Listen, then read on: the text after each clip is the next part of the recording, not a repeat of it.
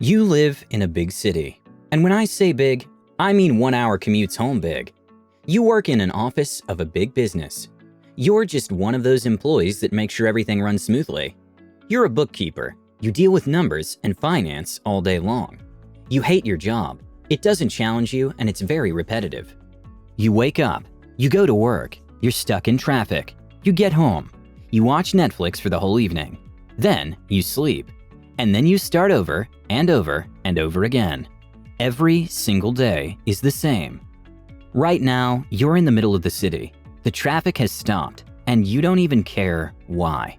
It's a daily routine. You know you'll be there for a while, so you turn on the radio. Nothing interesting. Same old news. Every time you're stuck in traffic, you get some time to reflect on yourself. And you remember what it used to be like when you were just a kid. You reflect on the fond memories. Life was a lot easier and happier, you recall. Your father used to own a bakery shop where you'd help him make and sell bread. You used to live in a very small town. It had nothing to do with the place you live in right now. You actually loved baking bread. You loved the smell of fresh bread and you enjoyed the process. You're asking yourself what went wrong and why you haven't pursued that path. I mean, you are making good money, but it's just not fulfilling to work for someone else. That night, you decide you want to open a bakery, but not just any ordinary bakery. You want to take it to the next level. You want to be the leading producer, seller, and provider of bread and cakes in your city. That's a pretty big ambition. There are many competitors, many restaurants, and many problems you'll encounter. But you want to break the routine and start an adventure. This is the beginning of your entrepreneurial journey. And this is an interactive video that will challenge your entrepreneurial decision-making. It's simple.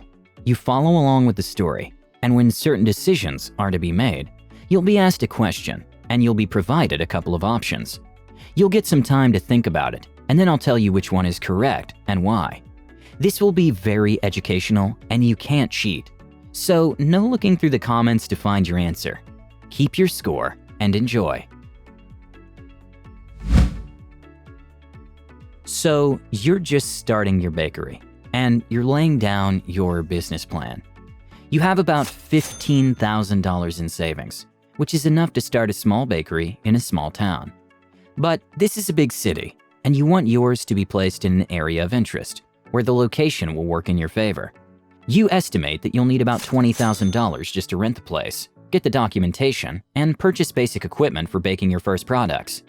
You also need an additional $5,000 for initial marketing and $10,000 to personalize your sitting or dining space.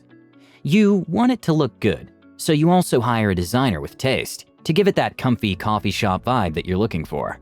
That'll be another $3,500. Other costs amount to another $5,000, like your first employee and more bureaucracy. So, the estimated amount you need to get started is $43,500. You only have about 34.5% of that, so you need a loan from a bank. But there are more costs if you want to invest in a bigger business and get more done, so you need to talk to the bank. Before you can do that, you need a business plan. This will include your vision, all costs, and obviously your strategy. Now, in order to grow, you have two options. Option A. You could start just as an ordinary bakery cafe. You get your goods cooked at night, and you'll sell them in the morning for breakfast and during the day. So you will mainly sell treats, cakes, and coffee to locals. This keeps your necessary capital at $43,500. You already have $15,000, so you'd get a loan for $28,300. B. You could ask for more money and start selling bread to restaurants and other coffee shops. This would drastically increase profits and provide predictable revenue, but on the downside, it requires another $20,000 for the machines, vehicles, employees, and certifications. This would bring your necessary capital to $63,500. Again, you already have $15,000, so you only need a $48,300 loan. So, which one will you choose? Start as an ordinary small bakery cafe, which is safer, or sell massively right away, with a higher risk.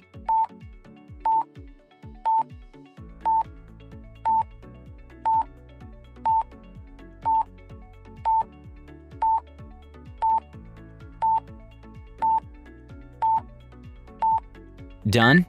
Good. The correct answer is B. You should get a $48.3 thousand loan, assuming that you know what you're doing. The market is very unpredictable, but when you get some deals with restaurants and other shops in your city, you basically get a guarantee that someone will purchase your products. For example, you might make a contract with a restaurant to provide them with fresh bread every morning for $10,000 a month. This would make it easy to make a profit on all your costs. And since you're in a big city, you could find a bunch of potential clients that would boost your revenue by a lot. Now you have your basic plan laid out, but there's one important thing missing. What type of products will you serve? You live in a young city, a modern community, with a lot of trendy shops and areas that are popular all over social media. Being trendy and interesting is important, and that's why you're going to hire a designer to help you out with style. But what about the actual food that you'll sell in the cafe part of your bakery? You've got two options again. Option A, sell all main bakery products, muffins, brownies, all widely known cakes and bread. Or option B, sell hyper-specific products with basic selling points like gluten-free or flour-based. So, what will you choose? Before you answer, consider that you live in a big city with a lot of people, tourists, and competition.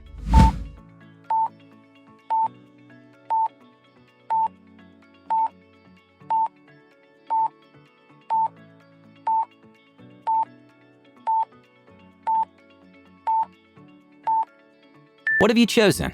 The correct answer is B. Let me explain why. If you have a lot of competition, this means that all the main bakery products are already being sold by other bakeries. You can't succeed selling the same things because you'd have no competitive edge. Also, if you become very specific and interesting, you'll get the attention of tourists, which will come to your cafe to try something new. And that might be anything from making chocolate-only products for breakfast to only cooking gluten-free products. A couple of months go by and you decide to quit your job. You got your loan, you got your location, and the bakery is almost ready. The designer is working on the last couple of details. However, you still need to hire some people to help you with your delivery service and cafe part. You need to hire 3 people. One of them will help you bake your products. The second will take care of delivering bread and products to restaurants and shops on time every morning. And the last one will serve the cafe. You, on the other hand, are going to do a little bit of everything. You post the job opportunity everywhere on the internet. You even attach some flyers around town. You want to get as much choices as possible. So you interview almost everyone, independently of their experience. A friend of yours will help you with the delivery. You trust him and you'll give him this job. Then you also find the baker, who's going to work at night for the products to be ready in the morning. Now, you need someone young to be the face of your bakery cafe, and you narrow it down to 2 choices. 2 beautiful young ladies, same age but different characteristics. A, the first one has already worked as a maid in a hotel and has worked summer jobs in cafes before. This means that she has some experience, so you won't need to train her. She's looking for a full-time job, so you'll get some good experience for your money. She doesn't have social media. B, the second young woman has no experience whatsoever. She's never had a job, but she is very ambitious.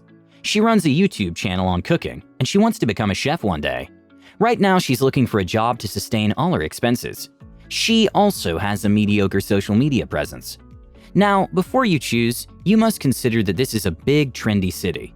It is fast-paced. The coffee shop might be challenging to manage at times, even if it is small. This is a very important role, as the person that you choose will have a strong impact on your image, your brand, and how likely people are to return to your cafe bakery, which will make up about half of your profits. Take your time.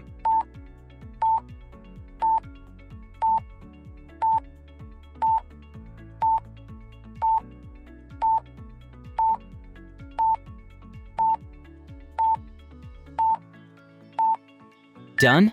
Good. The right choice is B again. The reason is simple. Even if she doesn't have any experience, she can easily learn how to manage a small bakery. However, you can't learn attitude and aspiration, so the first lady might not be the best choice if you're looking for progress. Also, the second person has a social media presence, which is very important, especially since the city is trendy and full of tourists all the time. This will help you with marketing. This is your last decision for this video. You're almost ready to get started. You got the staff, the place is ready, and you have about $6,000 left for your marketing campaign. In a big city like yours, that's not a lot of money, so you're trying to choose between a disrupting mall type of campaign or a social media campaign. The first one is basically handing out flyers and free samples of your products in a mall. This will cost you a lot of money, but a lot of people will know that you exist. The second option is an Instagram advertising campaign, where you'll tell people that are in your city to come and try out your baked products. So the options are Option A, handing out free samples and flyers in a mall, and Option B, social media marketing campaign.